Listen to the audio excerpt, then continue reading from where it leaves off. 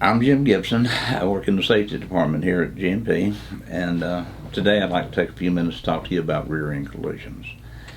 It's the one accident that probably costs more than any other accident that you can be involved in. Not only does it have the highest risk for loss of life, but it also is going to cost the most money. Anytime anyone's injured, the lawyers get involved, it can get astronomical. There's suits that were actually filed in the state of Texas where people have come away with in excess of $200 million in lawsuits. GMP self-insured up to the first $250,000. So in any accident like this, there's that loss of revenue just right off the top. And then the suits begin with the lawyer's fees and whole 9 yards. And then if you want to talk about the possibility of loss of life, how can you put a price tag on that? So as a professional driver, you're faced with these challenges every day. The things that you're going to do when you actually get behind the wheel of that truck is that you're sitting on an 80,000 pound implement of mass destruction, and you're running it at 60, 65, 70 miles an hour, and you're doing it with the American population at 330 million people, who most of them haven't had any more formal training about driving since they got out of driver's ed in high school. They have no idea what it takes for you to do your job, or what it takes for a truck to stop, or any sense of how to rationally act around the truck. So at no point can you ever let your guard down. You've got to be on point all the time because you're the professional. You carry the CDL. You're the one that has the information and the education on how to operate this vehicle. So you're going to have to make up for their shortcomings. I get guys that say, well, Jim, I wish they turned the trucks up to 70. I wish they turned them up to 75. That's probably never going to happen. And it's not because we want you driving slower. It's because we want you to be able to stop. And the faster you go, the more it takes to stop the vehicle.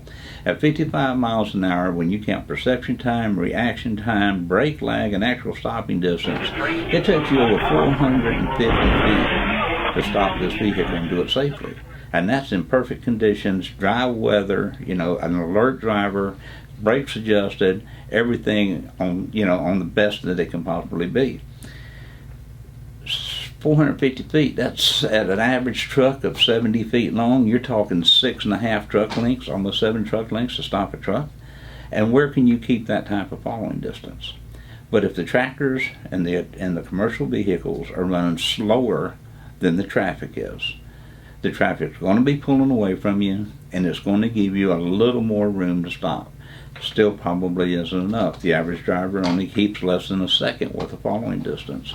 You can find publications all over the place that said you need to maintain 7 seconds worth of following distance. Well, 7 seconds, 60 miles an hour, 90 feet per second, that's 630 feet of following distance.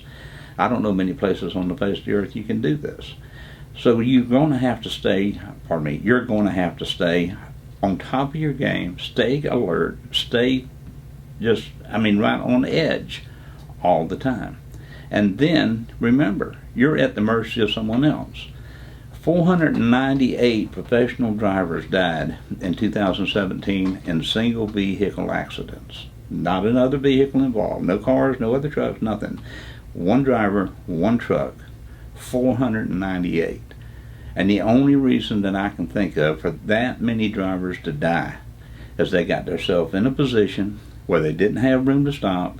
The first thought that'll cross your mind is to avoid the accident. You turn the wheel without thinking about what's going to happen after you turn the wheel. I can't prove that, but that's my thought process.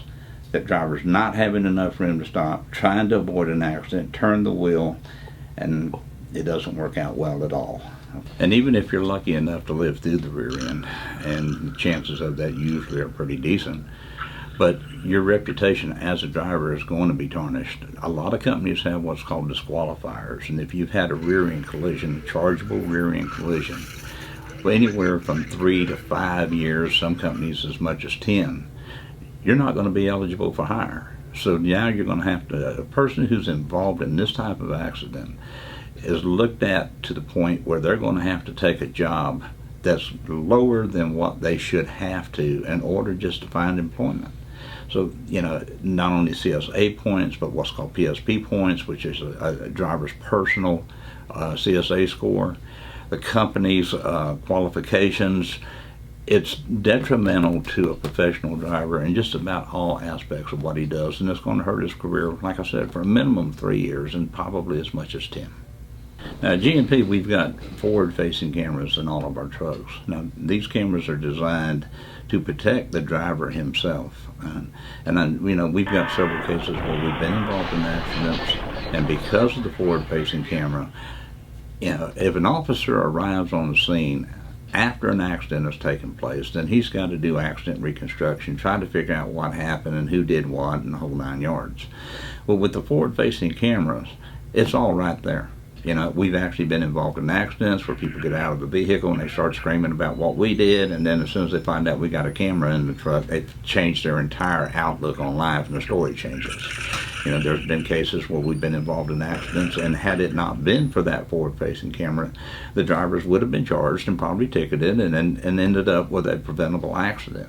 But because of the camera, they were proved innocent beyond a shadow of a doubt. It hasn't affected them, and they continue to work.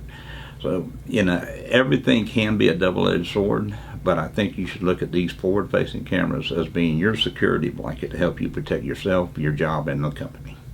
I hope this information has been helpful. And remember, if you take really good care of yourself, you'll take dang good care of everybody else out there on the road. So please, if you have any questions, give me a call. I'll be happy to go over this information with you. And until then, we'll see you in the next video.